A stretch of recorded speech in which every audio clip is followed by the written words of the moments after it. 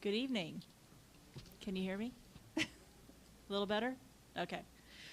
This is the Community Redevelopment Agency regular meeting, Tuesday, January 22nd, 2019 at 5:30 p.m. Can you please call the roll? Chair Llewellyn. Here. Vice Chair Odman. Yes. Board Member Brandemart. Here. Board Member Harris. Here. Board Member James. Here. CRA Director Williams. Here. City Attorney Ansbro. Here. Thank you. Do we have any citizen comments? I have not received any. No? What citizen? Any our citizen, would you like to speak? No, okay. Number 3 is administrative reports. First item is 2019 Arts and Seafood Celebration Status Report. If I may, Chair Llewellyn, if I could just go over a few highlights from the memo that says administrative report. In conversation with the city clerk, I recognize that the city commission has moved the October 8th meeting to October 7th due to Yom Kippur. And I would just ask that the CRA follow suit and move our October 8th meeting to the 7th as well. I don't know if that needs to be discussed, but. I'm fine. Is there? Sorry, what we October 8th. October 8th is Yom Kippur. We moved our meeting to October 7th that week instead. Do we have a consensus that it's okay to move that? Yes? Yes. I think we're all good with that. Okay. As communicated in recent weeks, we are slated to receive a BRP or Broad Redevelopment Program grant for the Tryon project. The county is indicating that February, they're not sure which meeting in February, but at one of their February county commission meetings, we will be awarded the grant, and then we would subsequently go into developing an interlocal agreement with them. I also want to keep you up to date on the rebranding initiative. As you are aware, our water tank is complete, and I'll be doing a final inspection on it tomorrow. We're awaiting the warranty documents, and at that point, we'll process full and final payment. We also have this evening some entranceway sign options that I'd like to share with you. As noted in a previous CRA board meeting, there are 6 entranceway signs that were not originally anticipated to be budgeted in the official rebranding initiative, but we do have some models, and I want to show you them today. They're also in your backup that was provided. Where is this? These are the ones that's going to, I'm sorry.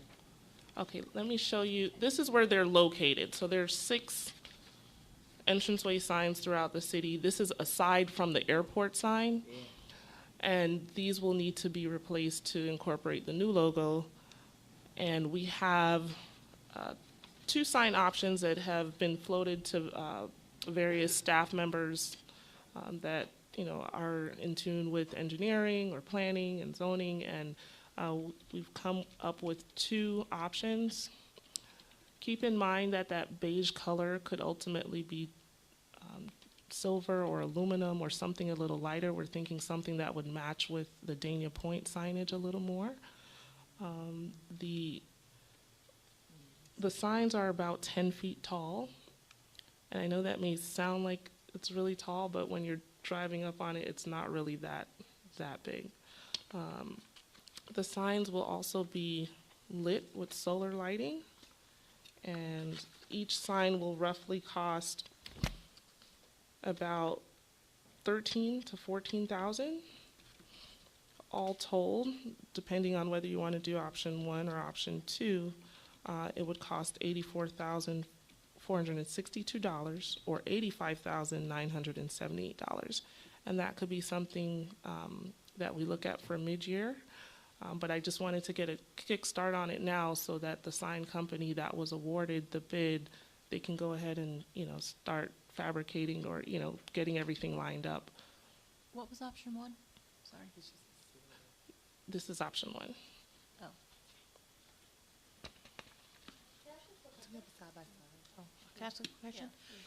Did you say that the I really don't love the beige. Could it be, did you say that it could be something like metallic? Like it could be like when you're driving on Griffin, that silver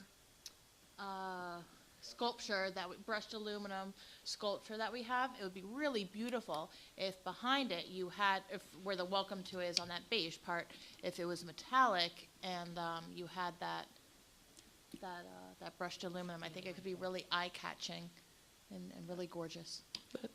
That is possible, and we can come back to you with another sample, another rendering. Board Member James, did you have something? Do you have a side-by-side of the two? Is it just one, the D is kind of protruding more and it's thinner? I do not have a side-by-side. This one is more angled. It's a little more Art Deco, and the other one, it's just very linear. And so we need to decide which one we want to go with, not necessarily the color, but the design? The design, yes. Okay. Board Member Harris? So if we change the beige color to a brushed aluminum, it would be a brushed aluminum push-through sign face with backlit solar-powered lighting. Well, What'd you say? if you take a look in your backup, there's a sample sign where you see sun in one, and it looks at the solar sign lighting kit that would be included. It would not be backlit. In order for us to do backlit lighting for these, that would be an extensive project, which would require electrical lines being run underground. This is contemplating solar lighting that's uplit.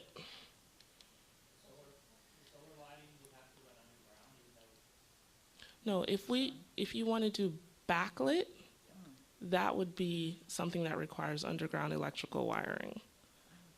But if you want to do uplighting with solar, that would be a less costly project. Would we be able to see some sort of a sample of what it would look like with the solar lighting? Because not all solar lighting is that bright. The one that we have proposed is like the highest grade. They have various levels. So this one would be able to be shown in our next rendering when I show you what the brushed aluminum would look like. I would also ask them to show what the lighting would look like. And we'll also have, obviously, a difference in price if you do brushed aluminum.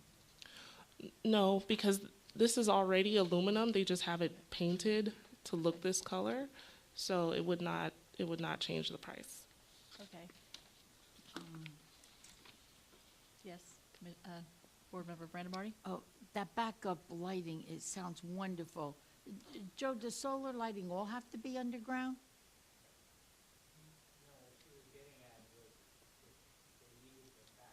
Right. With traditional electricity, so, gotcha now. So do we need to decide tonight which style we want to go with? Yes. So do we just want to go down the row here and say who wants what? That's fine. Do we just want to maybe call each person's name and see who wants which style? I don't know. Option one or option two? I guess I can start. Okay. Board Member Brandemart? No, let's start down that end once in a while. Okay. That's fine. It's That's fine. alphabetical, sorry. I like the more angled one, not this one, the other one. It looks a little more progressive and, yeah, a little edgy. Oh, okay. Now I'm ready. Same, because I think the angle look is a little bit more contemporary. Same because they're right. Go ahead. I go with the angled one. Is that what everyone? Let's make it all five of us with the Art Deco option two. Thank you. Okay, going down, I just wanted to update you on the City Center redevelopment project. We did have a productive kickoff meeting with Colliers International on January 16th, inclusive of both CRA and city staff. And we are preparing to have a RFP launch in March of 2019. We did a tour of City Hall and our other facilities, including the fire station and the Nyberg Swanson House, in preparation for a office space plan where we're going to determine how much square footage we need for City Hall.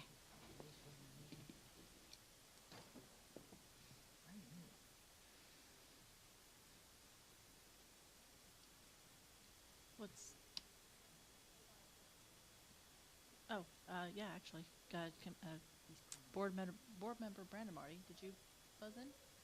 No. It's you. Oh, you're not coming up. Yeah, I'm sorry. I don't know what's going Board member James. Fun. Yes, I attended the meeting. I know that we all received the email about the meeting. I didn't receive a time, and I just happened to be at City Hall.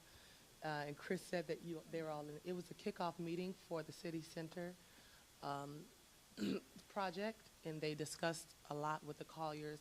I just, this is kind of like my baby. I really want to see, the evolution of our downtown and especially City Hall. I'm not sure if you all are interested in going to those meetings. It might really not be of interest to all of you all. It's very informative for me. It was here in the conference room in the second floor. However, I should have told staff that I was coming, and it should have told our executive director that I was coming before, because I didn't know if any of you all would be there, and it needs to be sunshined if more than one of us are going to come. I actually asked about going to the meeting, and that was what I was told, which is the reason why I didn't go. Yeah, yeah. So I just popped in there, and I didn't see anyone else, so I stayed. But I'm just saying that to tell you all, I will be attending those meetings. So if I'm not sure if anyone else wants to go or not. But if you do, I guess you could just let Raquel know, because I'm definitely going to be there. They have a lot of interesting things, a lot of different creative ways that we can go about doing a lot of these things, and it's just very informative. And it was great to be there and listen to so many different dynamics of this process and where this could actually go. Board member Brandon Marty? Well, I look at it this way, I won't be there, and since you have such a big interest in it, you can always report back with us, right? Sure, go and do it, 'cause I ain't going. You can't go either then. If I do, or if one of the other commissioners does, Tom Snyder, we need only, 6-hour notice? At least, To yeah. properly notice a meeting? Yeah, the more, Okay. the longer the better. Okay. Notice. That notice would be published online as well as on the bulletin board? It's posted downstairs on the board. But it's going to have to be in a room where public can attend too. Yeah, it has to be open to the public if that's the case. Well, our initial thoughts on the process moving forward was to look at finalizing the RFP document and then scheduling one-on-one meetings with you. But if it is that everybody kind of wants to come anyway, maybe that's just one meeting or one workshop or publicly noticed meeting.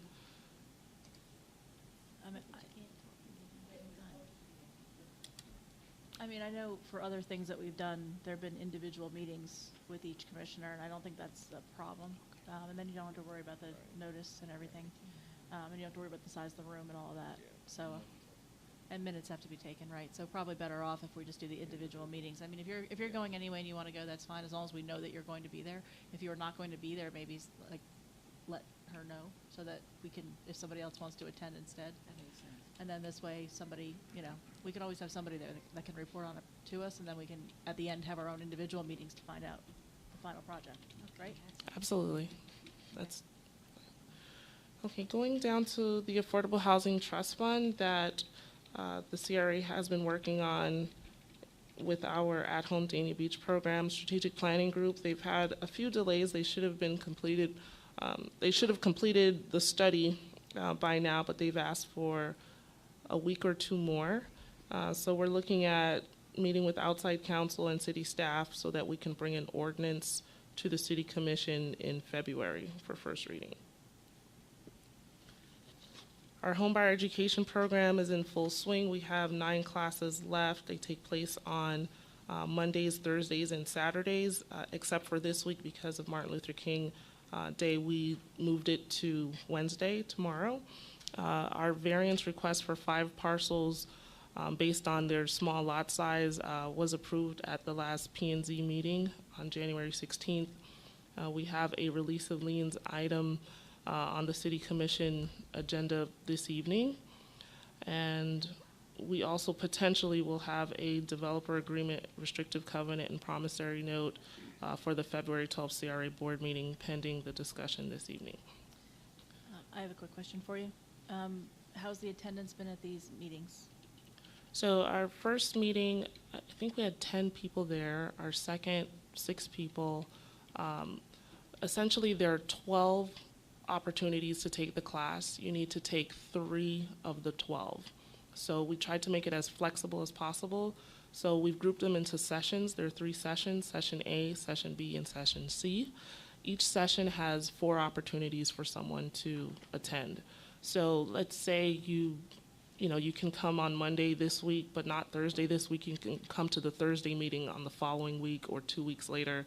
So we won't fully know how our attendance is going until we get maybe midway. I do know that 2 people have already completed all 3 courses. Going to our Arts and Seafood celebration, I know there's a formal memo. I did send a memo related to Gangrel's Wrestling Asylum and their interest in participating in the show, and I haven't gotten a consensus on whether or not we want to move forward with that or have any alternate ideas for how to incorporate Gangrel's Wrestling Asylum.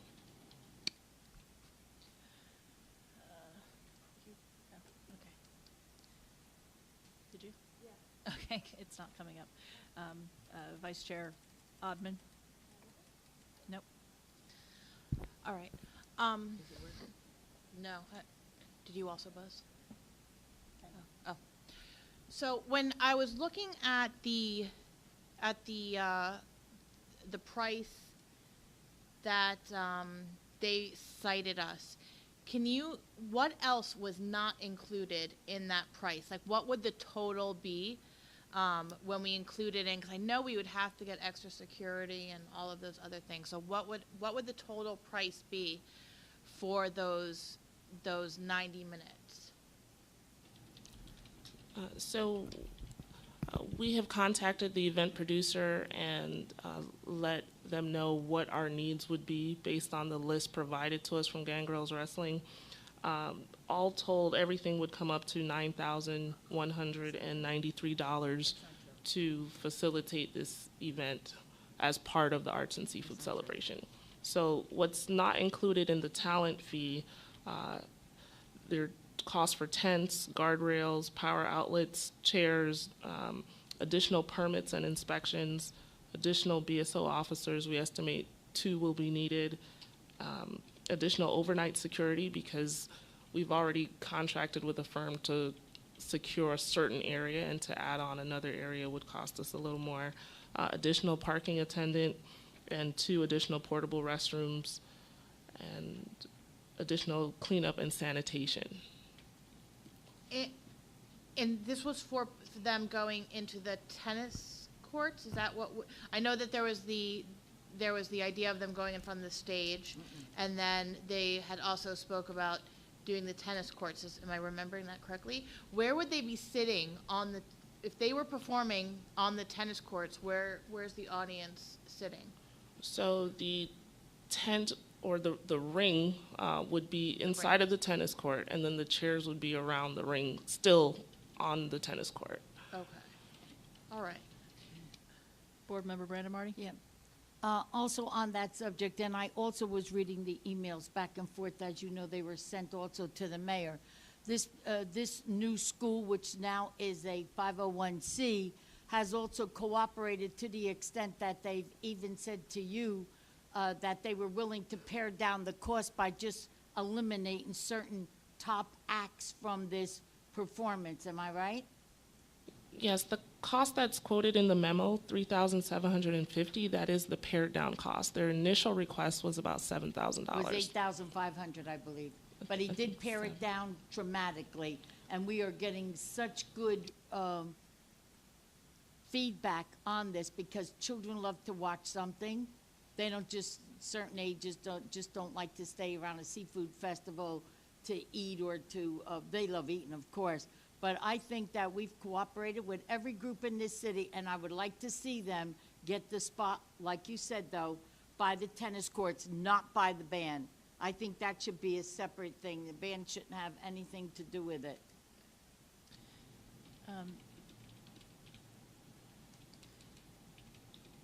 Commissioner James, did you have something? Is your thing Okay. broke? Yeah, it's not, mine's not. It's always working. something with mine, I don't know. Again?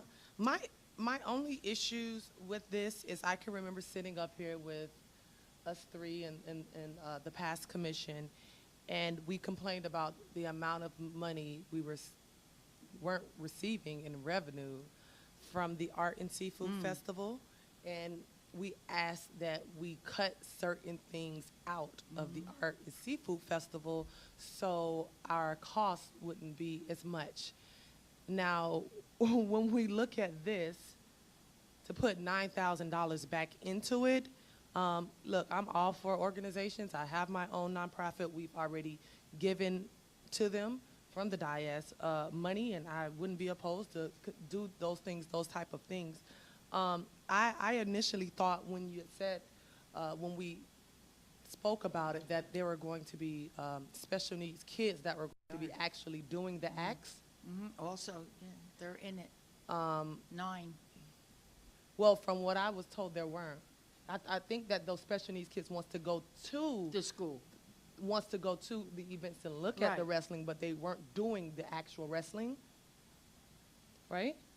As my understanding is, the wrestlers are being paid to even teach these children. Right. So, okay, so so when I initially thought, I thought that the people doing the wrestling were special needs kids, but the people that performing are not the special needs kids. And I don't know. I think that we are already cutting costs off of this, things that we needed or things that made the seafood festival nicer.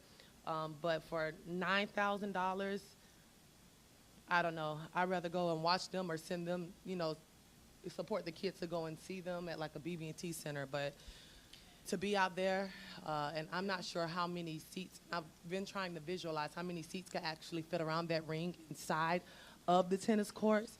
I just don't know if that's the right venue for it. I do know that they also tried to do it at the motorcycle show, and they also told them no. And I thought that the motorcycle show would be more appropriate for wrestling.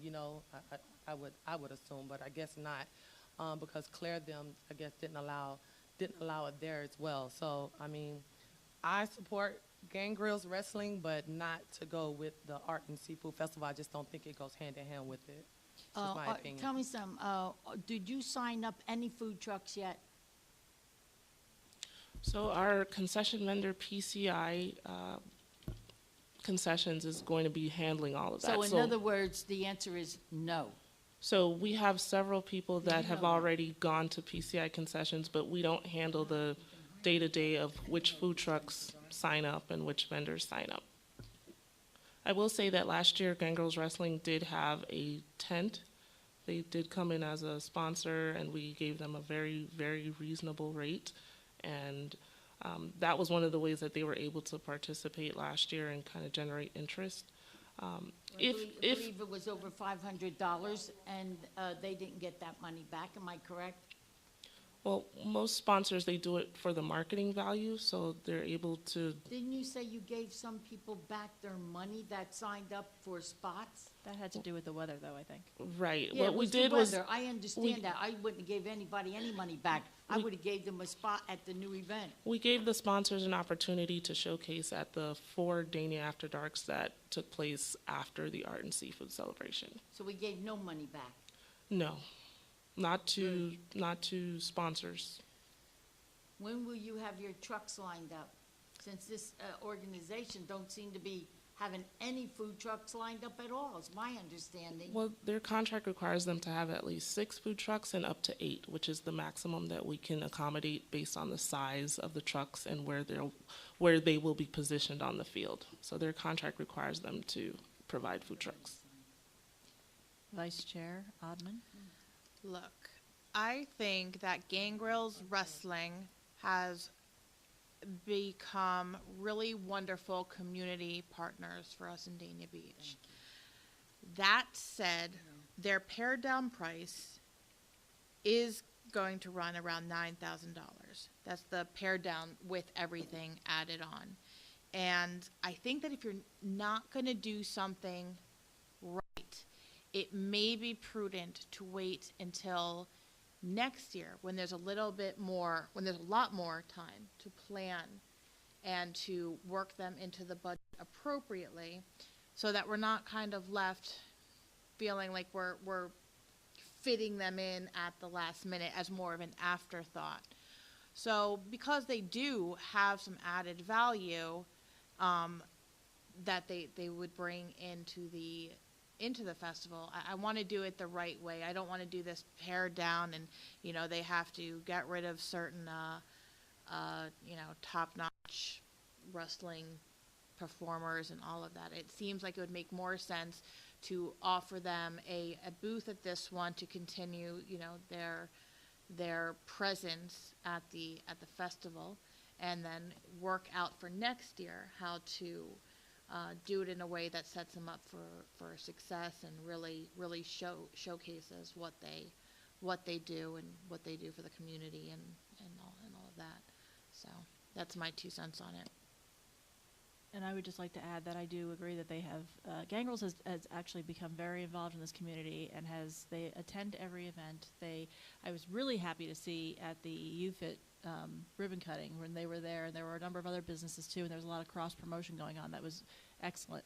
But they've become very, very involved, and I would like to see us do something with them. I am curious, do you have the costs, the estimated costs for this year's Arts and Seafood Festival in comparison to last year's, or what it would have been, Okay. what it should have been last year? Okay. So last year, our net operating cost was about $60,000, meaning we put out about $120,000 and we took in $60,000, so half. This year, we're on track to put out about $125,000, hopefully no more than $130,000, and bring in $80,000. So we're pushing for a net operating cost of $40,000, which, you know, over the past year and even 2 years, that's a significant difference. We're really working hard to bring down the cost of this event. I wonder if I know that last year they had a tent there, and they were able to, they had a booth basically where they could talk to people and sign people up or that sort of thing if they wanted to do that. Is there something more that we could allow them to do with that booth as opposed to actually doing the show? I mean, like a sound system or something so they could show videos of the matches or things like that. I mean, something that would help them to promote, because I think that they should have that opportunity, because they really are, like I said, they're doing a lot for the city, and they have a number of people that are part of the school that are all different walks of life. So I'd like to see them being involved in this as well. I think if they weren't involved in it, people might be looking for them. So.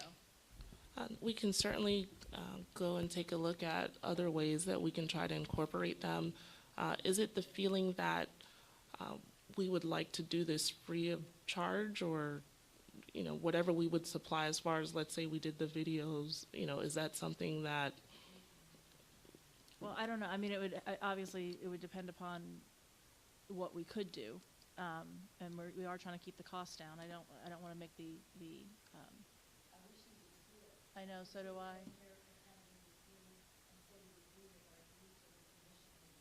They'll be here. Somebody will be here, I'm sure.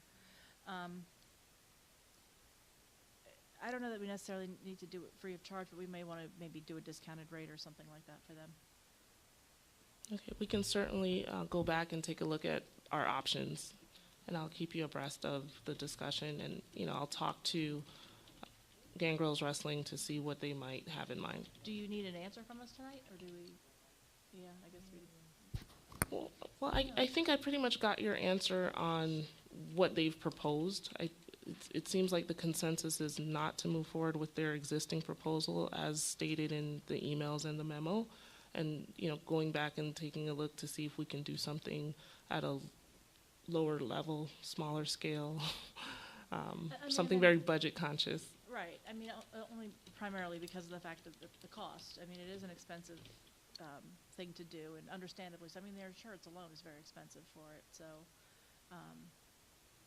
you know, but I would like to see them be involved in some way, and I'm sure everybody here would like to see them involved with the festival. I don't mean to speak for everybody, but. I'm getting smiles for the most part, so I think that's Yeah, great. yeah, definitely. I think we all want to see them involved. We all agree that, you know, unfortunately they came in sort of towards the tail end of this when things were already worked out. So let's give them a discounted booth, and if we can enhance it in some way by doing video, or, you know, you can talk it over with him, and I'm sure you can come up with something that's, you know, that's interesting, exciting, and we'll have kids clamoring over there. He's very good at knowing how to get the excitement going, whether it's throwing shirts or whatever. I have all the confidence that something can be worked out that's appropriate for this time around, and next year I look forward to seeing some body slams wherever. Do we need Yep, my some light sort of is a on. vote, My light is on.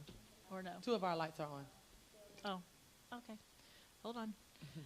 Commissioner Harris. I'm sorry, Board Member Harris. No, I've already I mean, as, you know, since we're kind of in the business of quoting some of these items, would there be an opportunity to requote on some of these, like the additional, well, like the additional permit? Why do we have to have that? And then 2 security guards when maybe we could have 1 overnight security when we already have security on site? Is there any way to cut, like a parking attendant? What are they doing? We already have parking attendants over. Yeah. I mean, is there any ways to cut some of the cost? I mean, I would be happy to look at some of some of the vendors that we use to see if we could get a better price. I mean, I would be happy to do that. Well, these estimates are based on our existing contracts that we have. We have done quotes for a lot of these things. Also, with the increased attendance that Gangrels is indicating that they will draw to the event, we know we're going to have more parking issues. We know that BSO, when they find out, they're going to say they need to have more people on the detail. The overnight security, we just have 1 of those. So these are things that are based on what we think the added attendance will be because of adding the wrestling to the event. can I? Commissioner, Okay, sorry. Board Member James. My take on this is that I even think that whenever we do decide, or if we decide to incorporate them to this magnitude, I think that even a better location would be in the parking lot of the casino, because it would be a much larger place. I'm not sure how much of the parking lot they give us at the casino. Do they still let us have part of the parking lot? So we typically get 600 spaces. They are trying to give us that this year again, but as you know, they have a park and fly operation going on there, so that has impacted. Has that not moved to the other side of, like we asked them to move months and months ago? So they've moved to the front? You said no? But they didn't move it at all? No. I don't think they moved it. Because they were supposed to be moved a while ago, like to the front, more to the front of the facility, because we were speaking about the eyesore that it gave us to have that business right there on the corner, right there across from Frost Park. But if they were not there and we were able to put a bigger production there, I think it'll serve for more space, more seats, more flexibility. A lot of the traffic that walks up and down will really be able to access it, and it's not right, near that road. I think that would be a better space because it won't be so close. 2 sound systems going at the same time. I think that would be a better opportunity. But when we're doing this, you have to understand we're going to have more organizations that's going to approach the city for wanting to add services to the Art and Seafood Festival, and we are going to have to give them the same treatment that we are giving Gangrels Wrestling. Just to say, we have a lot of people that's doing great things in this city and have nonprofits, and that can offer all types of services of entertainment here. And so whatever we're providing for one, we have to just make sure we're equitable and providing that opportunity to the rest of, Board Member Brandon Martin. Gangrels already is booked in February and March, not in the parking lot, but inside the casino. More than 200 tickets and better are sold already for February and March. They don't need a parking lot or the grass to wrestle on. I actually, just one comment about needing to treat everybody the same. Yeah. I think you have to look at every case on a case-by-case basis with this. I don't think you have to, if somebody else comes up and says that they want to do the same sort of thing, I think you have to look at the individual situation. In this particular case, I do think Gangrels has done a lot. They have been an exceptional partner with the city in trying to incorporate their business, but also incorporate charitable efforts and getting involved in a number of things, not just solely for profit. I mean, it's not what they're there for. So No, that's, I understand. I wasn't saying that other organizations that aren't equally involved. I'm saying you're going to have some other ones that are sure, as involved. and we can address it on a case-by-case Yep. basis. Mayor, I Member? think we ought to end this and stop beating a dead horse, because agree. when I brought this up in here, I knew already what the vote was going to be if we voted on putting Gangrels into the Seafood Festival, where I think it would have added to the excitement of it, because it's not exciting. It's not exciting as it is, but this would have made it exciting. That's how I feel on it.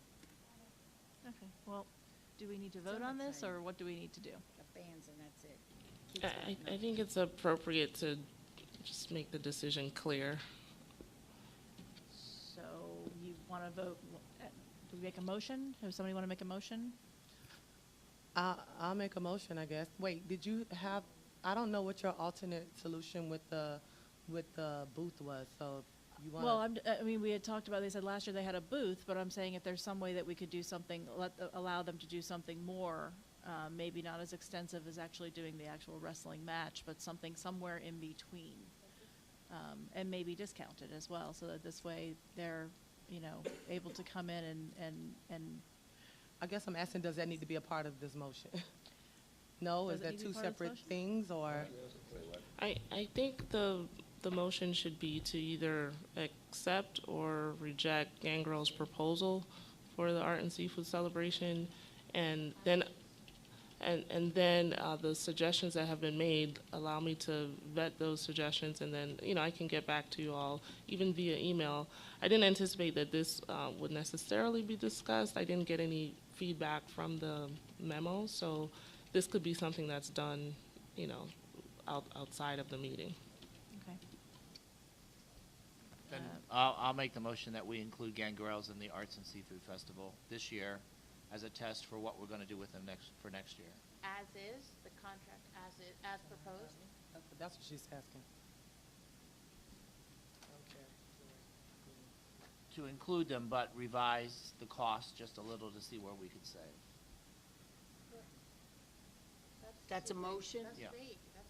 It's a I'll little, second it. it is a bit vague. He wants it like this, he said. Yeah, she's actually asked for a motion on the application itself. So, Yeah.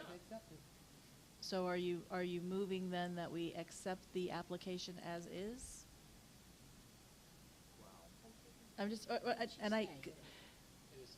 she's gonna go back and she's gonna look at it. Yeah, accept it as is and let Raquel look at it, To pare it down. to pare it down. You're right, Bill. Bill's So, saying to look to pare it down. I seconded. Call the roll, please. Board Member Brandemart, Yes. Board Member Harris, yes. Board Member James, No. Vice Chair Udman,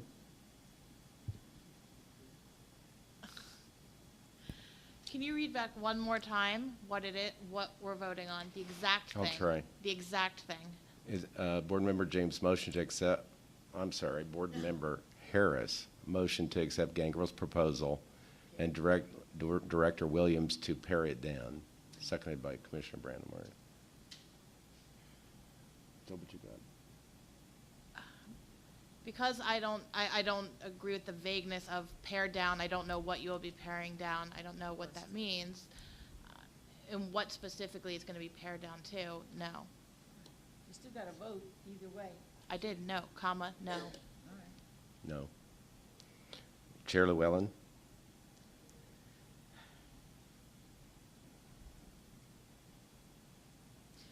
My concern is that it's not gonna be pared down enough, and we're going to have an issue. Again, with it, and it's gonna still be too expensive, and that if we do, I'm concerned that if we don't know how it's going to be pared down, we don't know how far down it's going to be pared down, if it's going to be enough, or if we're going to have a problem. And so I kind of feel like it's better if we start over and see what else we can do, so therefore I'm gonna vote no. Motion fails 3-2. Okay, just the last thing on the update, we have our annual business luncheon this Thursday at the Star Center. I'm hoping that you all will be in attendance. It's from 12:30 to 3 o'clock. We have some wonderful panelists. We'll be talking about the future of the marine industry and how that relates to Dania Beach.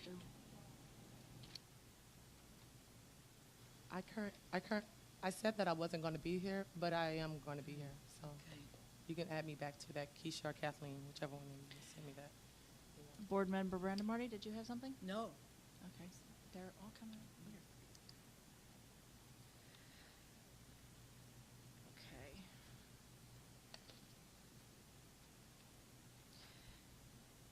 So does that, Raquel, does that cover everything under administrative reports that we have here? I didn't see the patch.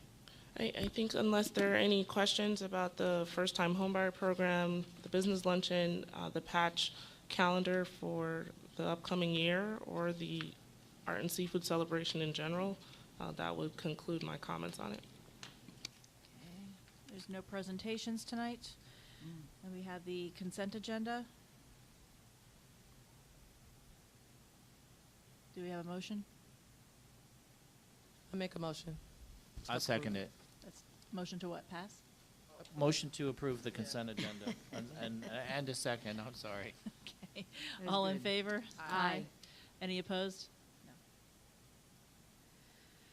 No. No proposals and bids. Under discussion and possible action, we have the housing development proposals. I'm sorry, Mayor Llewellyn, can I interrupt for 1 second? I did not see someone in the room that I should have acknowledged earlier. We do have 2 new employees to the patch, and one of them is here tonight, Mr. Skirmy Clearville. And we also have Carol Stockrocky. She wasn't able to make it tonight, but I just wanted you to know who's working with the CRA and who's at the patch. Congratulations and welcome. Okay. The housing development proposals? Okay, at our December 11th board meeting, the board authorized a public notice of disposition for the 6 parcels that we would like to see developed with single-family homes with our affordable housing program. We did issue the notice in the Sun Sentinel on December 19th, and we received 1 proposal within that 30-day period that is allowed with that public notice. The proposer has a history of developing homes in South Florida and would like to do so in Dania Beach in partnership with local contractor Dakota Construction.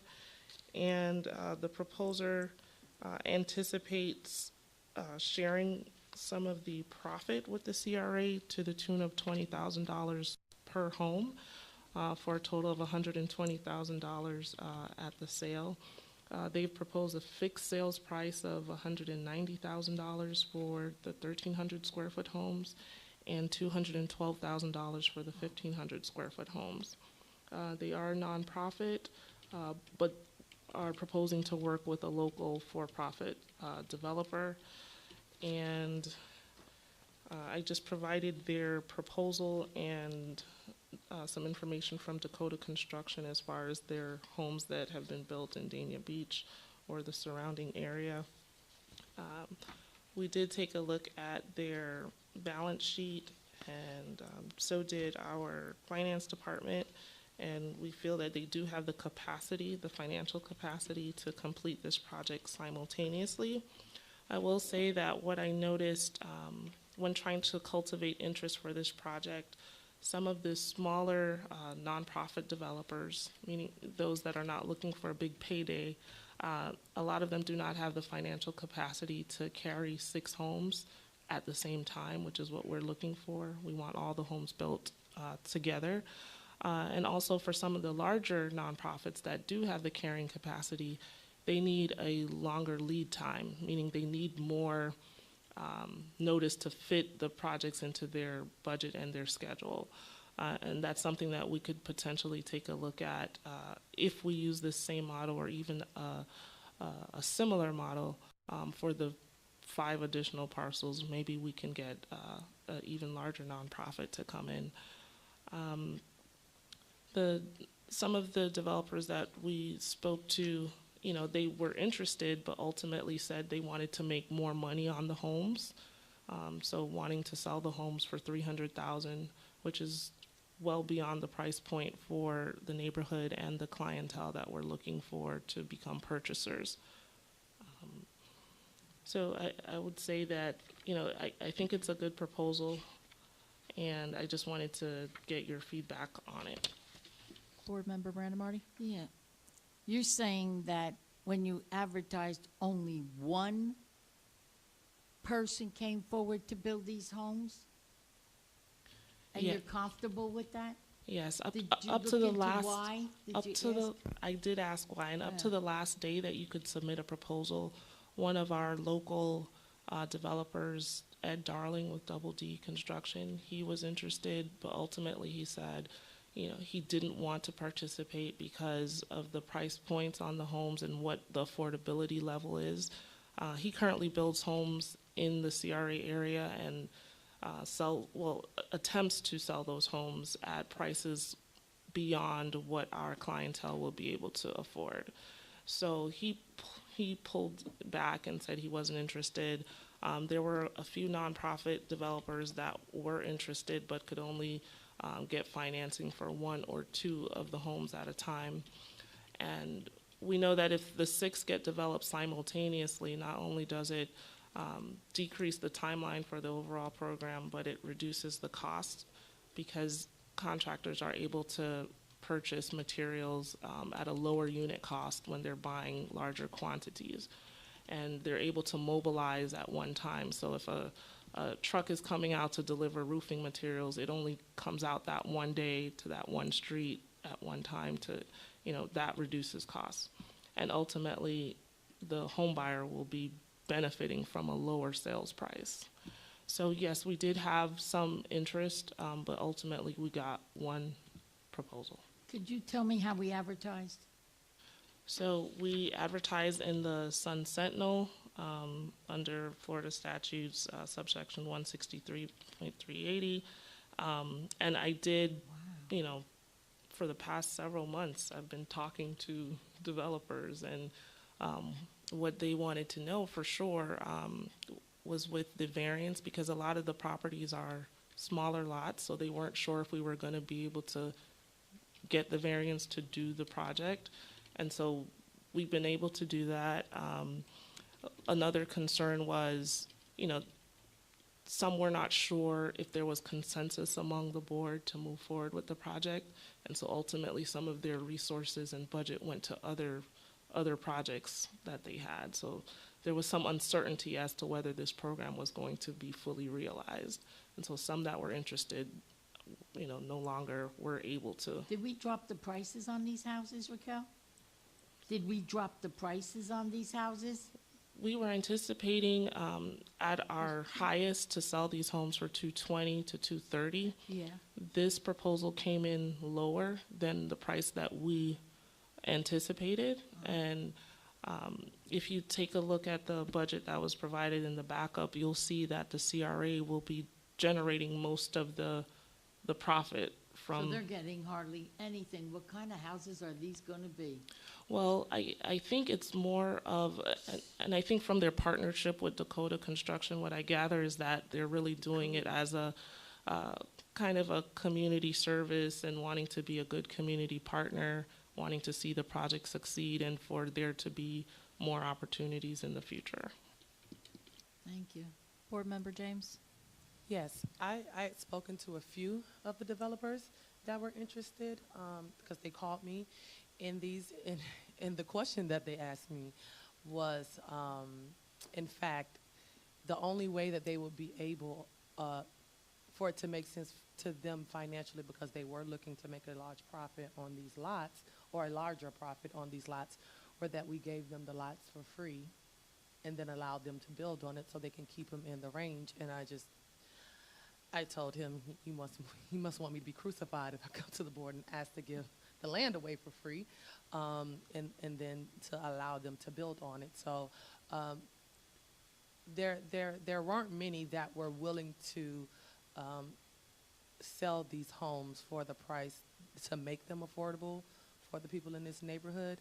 And I was very surprised and elated to even know that Dakota is willing to give us back $20,000 for each property.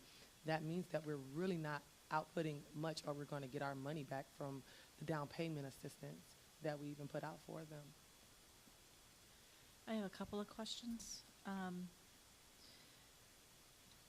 I am concerned that it's only one proposal that you received. I know you have photographs in the backup materials. Are these some of the other properties that they've built? Yes, these are, and I took an opportunity to go down to look at their more recent homes, which are the last, I think, page 6 and page 7. Of course, I could only look at the exterior because they're occupied. So I took a look at those. Those are in South Miami, and I thought that the quality looked good. It looked like the homes were well maintained, and the landscaping was good, and it seemed like it added to the neighborhood in terms of aesthetics. So I did take a look. I also went to the properties listed by Dakota Construction here in the city, and those homes also look like what we want our neighborhoods to look like. Have we looked at, or have you looked at, or anybody looked at the oldest homes that they've built? The ones that have been standing the longest? I'd be curious to see how they've held up and for how long. Absolutely. Not as recently, but earlier on in this process and talking to this developer, among other developers, I did take a look at their older homes as well. And what I observed was kind of your standard wear and tear that you would have with any homeowner. There's some properties that maybe they could use a touch of paint again, or maybe they need to run their sprinklers. But again, I was only able to observe the exterior. I'm just concerned that if you only have one proposal, one developer that's willing to do this, and it's a lower price than what was initially discussed, I'm very concerned about the quality of the homes. I don't want to end up having a problem where, 5 years from now, or by the end of the 10-year period that they have to be in there, that the properties are not quality properties any longer. And I'm wondering if there's anything that we can do. I know you said one of the issues was that that they don't want to take them on if you have to build them all at once. What if we did do something where we build them one at a time? Would that, do you think, increase the number of developers who might be interested? I think that would deter developers from being interested. Doing it one at a time, I've not heard the development community want to go that way, because for them, time is money, and the carrying costs and the mobilization of doing one home at a time will really extend the time for Then these maybe developers. I may have misheard you then, because I thought you had said that was one of the concerns with some of the smaller groups, was that they couldn't do them all at once. They'd need to do them one at a time. Because of their lack of financial capacity. Okay. Is there anything that we could do that would increase the number of developers interested in this? I think perhaps if we extended our projected timeline, we could generate more interest, whereas a developer could possibly put us in their budget more on a long-term basis. That is something that could probably generate more interest. I know that we've been working on this program for about we're going into our 7th month now since it was approved. And I know that we have additional 5 lots that we are anticipating constructing. We have people in our home buyer education course now who are thinking that there's going to be 6 homes available to them once they get in the lottery.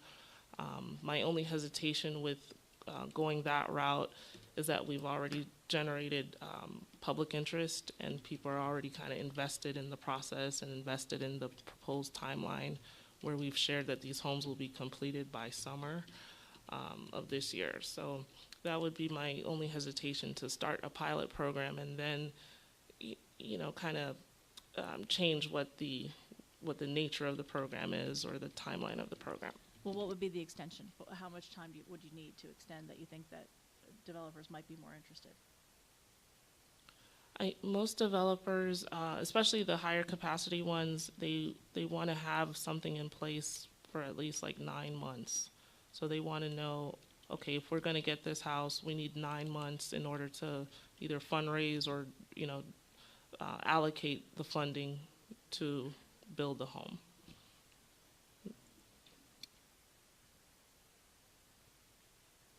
That would still be within the year, correct? It would be in the calendar year, but not the fiscal year. I'm a little concerned about there only being one proposal, and that if we just simply accept it, then we haven't actually seen who else might be out there and who else might be able to do a better job. It's concerning. Vice Chair?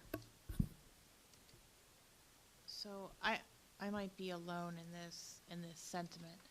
And I've always mispronounced his name, but I've met Mr. From Dakota, and he's a real humanitarian spirit. So while I agree, I would have liked to have seen more. I don't know that I feel the same. I don't know if suspicion's the right word, but the same concern. That said, would it be reasonable to put this back out, or is it possible to put this back out for 30 days, see what comes back? If after 30 days we still have Joe, and we still have that one, then move forward. He's a solid guy, and I believe it. I believe it that he wants to make something, high quality and something great, and he wants to do something that adds to the community. But who cares about that? Let's put it back. Well, I'm saying, who cares about my opinion? Let's just put it back out there for 30 days, see what comes back. If something else comes back, then we can evaluate that, and if not, then we could look at going with the one that we've got. Would that be something that we could do, Raquel? Certainly that's something that we can do. And I neglected to mention this earlier. One of the primary concerns that came up often was that no one wanted to share any of the revenue with the CRA. And that's typically not a part of the affordable housing model, where you do profit sharing with the governmental entity. So that was one of the other concerns. But I just wanted to share that. But yes, Vice Chair, that's possible. Board Member Brandon Marty? Yeah, if this goes the way that the Vice Mayor is suggesting, I would also like to add to that just sending it out in the Sun Sentinel is not enough to advertise, to see if there's any other interested parties, as she's saying, to do this, because I'm a little bit uncomfortable with one builder ending up with 30 lots, or whatever happens. Who knows how many lots you'll get of our surplus. But other than the Sun Sentinel, we should do another advertising to see if there's anybody interesting. Not just the Sun Sentinel. I don't agree with that. I'd like to add, have you had any conversations with like Habitat for Humanity or HUD or somebody like that who's done these sort of things before? Maybe they might have some ideas? Absolutely. I recently had a one-on-one meeting with Habitat, and also a meeting with Board Member Harris. And we are in talks with Habitat to generate interest to submit a proposal for the 5 additional lots that we got. What was indicated to me in my talk with Habitat is that they needed a longer lead time in order to get the project funded. So if they have parcels that they want to develop, then they have to go out and fundraise to get the money. And they were one of the ones that, we kind of didn't look at any further for the 6 because they needed that lead time. but we're now talking to them about the 5 and perhaps coming back to us with a proposal when we get there. Because I know the priority has been to get the 6 done before we even, start on the 5. So that was the conversation we had with Habitat. In addition, Habitat will sell the home at the appraised value. So the fixed price that we have in this proposal won't necessarily be the appraised value. Let's say the house appraises at 220, 230. What a lot of nonprofit developers will do is say, well, we thought we could develop at this price. However, the appraised value is what we're going to charge the home buyer. And so I was a little nervous with that aspect because, yes, we do want to stay in line with what the market can bear, but at the same time, this is an affordable housing project, and we're trying to get people into homes affordably. I mean, and I'm coming to board member in just a moment. My thought would be that if I'm in agreement with the vice chair that if we put this out for another 30 days or 45 days, but at the same time maybe look at some of these other organizations that do this sort of thing all the time. And I understand that you've met with Habitat, but there's a lot of other groups out there, and perhaps board member Harris has more information on that. I know he's been doing some work on that. Maybe look at them at the same time and see if there's something else that we can do at the same time to come up with another solution in the event that we don't get any other additional developers that are interested. Board member Harris?